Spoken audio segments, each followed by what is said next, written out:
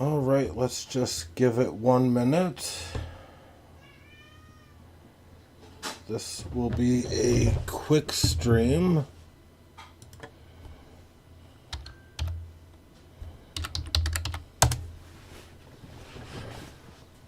We will wait for our wrench to arrive because we do need the truculence that Sage brings. Apparently the wrench is grabbing a snack. Telling me I need to ramble about something for a bit. Well, alright, Sage. If you're going to do me like that, I'm going to get started on something else. So just give me 1 second here.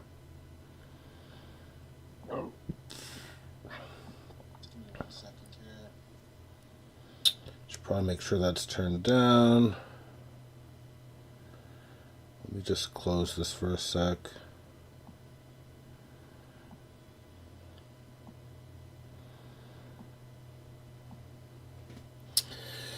Alright, yeah, Sage's advice. Just ramble on about something for a bit. Well, I can actually, since he's not a huge fan, let's get the NBA out of the way. So, tonight, we only had one game in the NBA.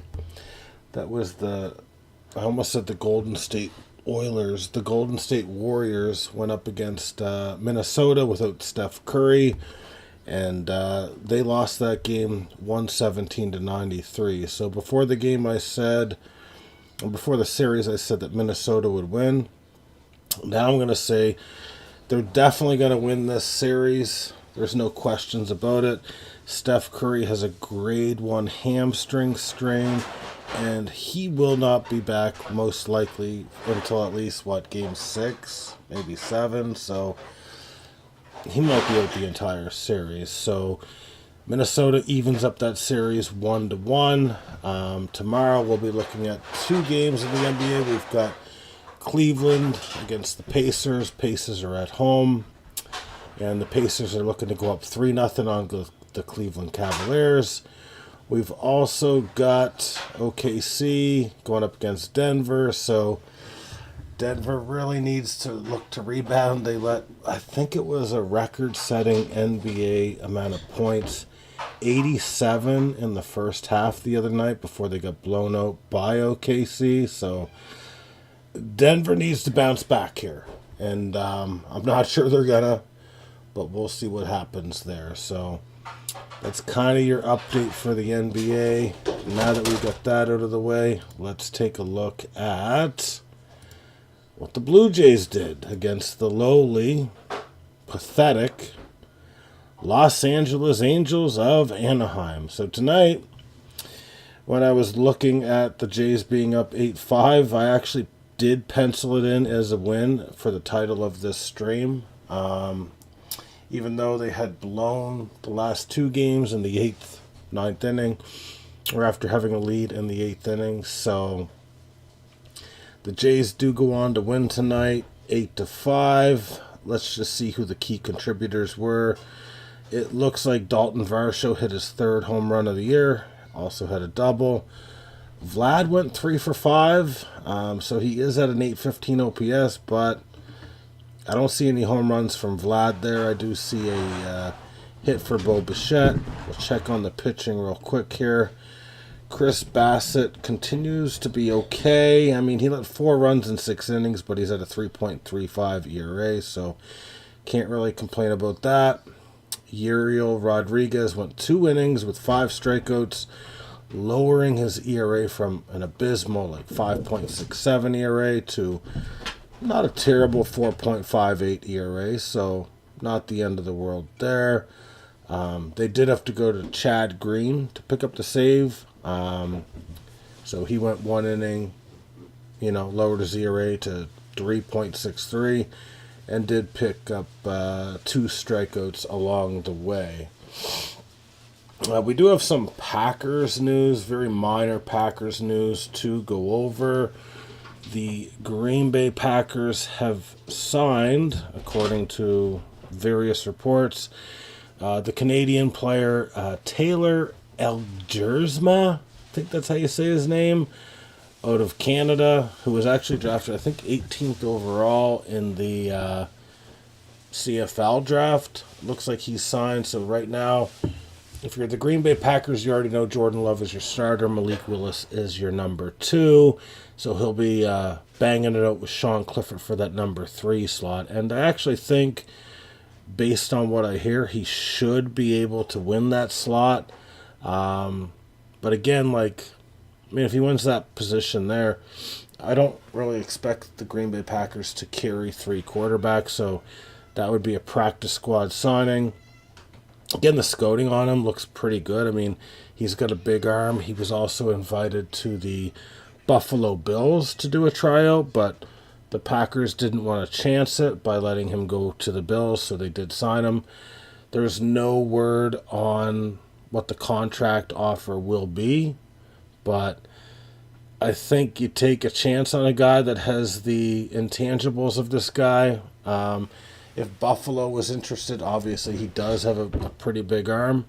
So an intriguing signing. I mean, it might not amount to much, but you got to know that Malik Willis is on a walk year, and the Green Bay Packers are not going to bring Malik Willis back after next year. He's going to cost too much. Even if he costs, 5 to 10 million per year, probably 7.5 to 10.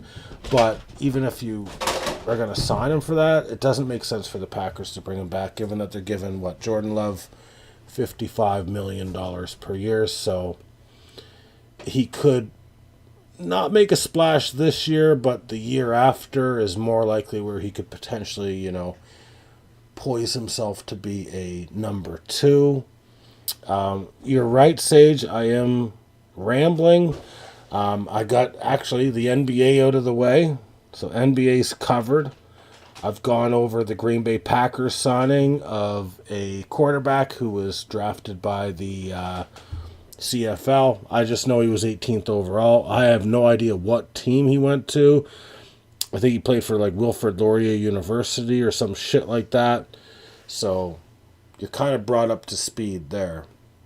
So let's turn our attention to hockey. So another day, another overtime game. We'll get to that in a second.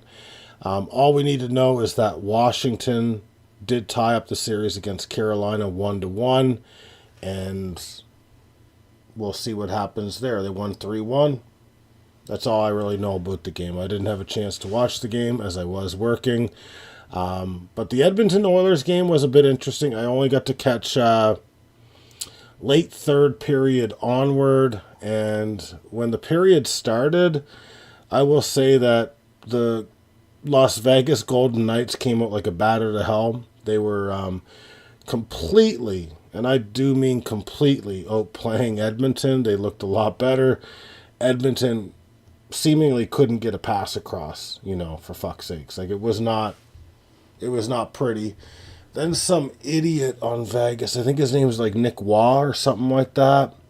That's right, Sage, but I wanted to hear the audio. I'm not going to, if I've got John Garrett or whatever his fucking name is in the background spouting out, we're going to get hit with a copyright infringement. So when I want to listen to the game, Sage, this is the way it's going to go. So I want to hear any more about a second or a third or a fourth monitor for the rest of the fucking night, okay? Do you want to lose a wrench? Do you want to get blocked? Because that's what you're at risk at right now, Sage. So please, show a little bit of respect. So, the idiot cross-faced some guy in the face. It was pretty unnecessary. It's probably what allowed the momentum to kind of swing back to Edmonton. So even though Edmonton didn't score on that 5-minute power play, it did allow the momentum to swing. And I will not watch my mouth, Sage. It's impossible. It's physically impossible. Just look it up in an encyclopedia, Sage. It can't be done. You can't watch your mouth. How am I supposed to watch my fucking mouth? It's just not doable, Sage.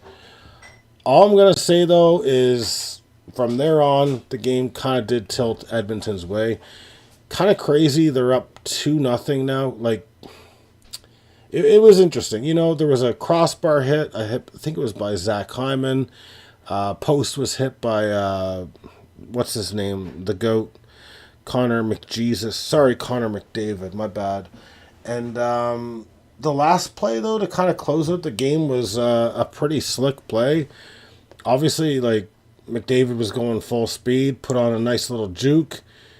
Really, the shooting lane wasn't there. Fed it over to the other guy. I actually thought they hit a post for the third time that period, but it actually was just shot that quick where it just bounced out. You know, like it was super quick there. So Edmonton ended up taking it 5-4. I found it interesting as I was kind of listening to the game about Edmonton's goalie. Edmonton's goalie sucks. I'm just gonna say it right now. He fucking sucks. He's been in the fucking minor leagues for 11 of like 13 of his professional seasons. And he's like 31 years old. So he's not a good goalie, but Edmonton's up 2-0 in the series, going back home. They're kind of in the Leafs position except backwards where they're up 2-0. All they have to do is split one at home and they're up 3-1 with a commanding lead. So that's kind of what we're hoping to see there. But yeah, I don't know enough about like the stats and stuff. I mean, the shots did favor Edmonton, but it seemed like a lot of that got skewed a bit in overtime after, you know, that penalty that, I don't know, Nick Waugh or whatever fucking his name is took. Completely unnecessary. He completely changed the game for the negative. Like, that was a terrible penalty to take. You don't just randomly cross-check a guy in the fucking face. There wasn't even a skirmish or anything like that. So, to me, it was completely boneheaded. It should not have been done. Completely ill-advised. And completely tilted the momentum of the game. So, pivoting off that, we really don't have a lot more to cover. As I said, this was going to be a quick stream. We've went over NBA. We've went over the Blue Jays actually winning a fucking ball game for once. We've went over the Packers. So I guess all we have left to cover is tomorrow at 7 Eastern.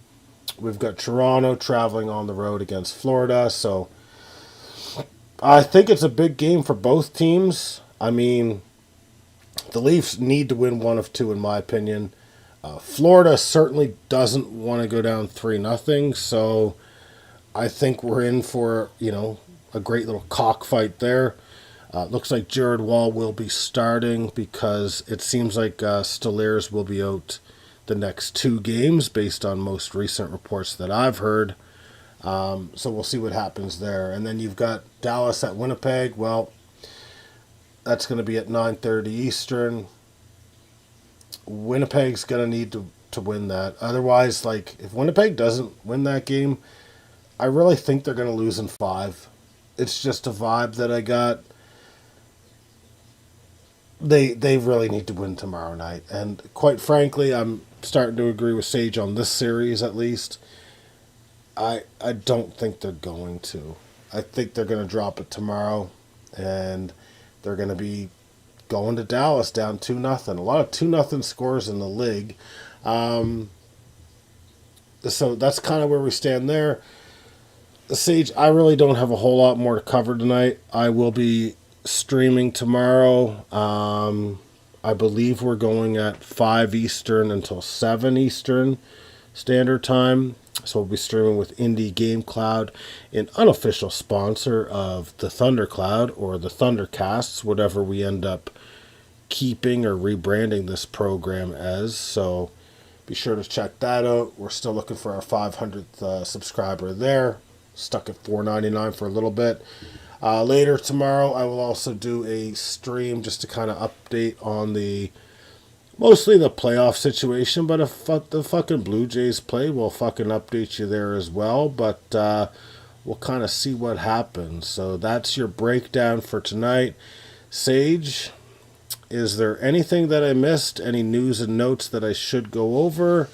Because I'm about ready to move on. So you give me your word as a wrench as to what we're supposed to do right here. Okay, bud? Yeah, they're gonna have to start paying. They're gonna have to start paying for sure. They're kind of like I said the other night, fish in the water. The news has been covered. We will keep you up to date if anything does break, but I think everything major has been covered. So we're gonna put a stamp on it for now. We'll be back tomorrow. As much as I don't want to like make promises and stuff, I'm kind of starting to make promises to myself. And that's, I'm going to try to do one of these streams every motherfucking night, one way or the other. So, all right, Sage, I've covered everything. So you have a good night. Let's go, Leafs, go. To a lesser extent, go, Jays, go. And we'll reconvene tomorrow. All right. Good night, everyone who watched. Probably not a ton of you, but I really don't give a baker's fuck. So, good night, guys.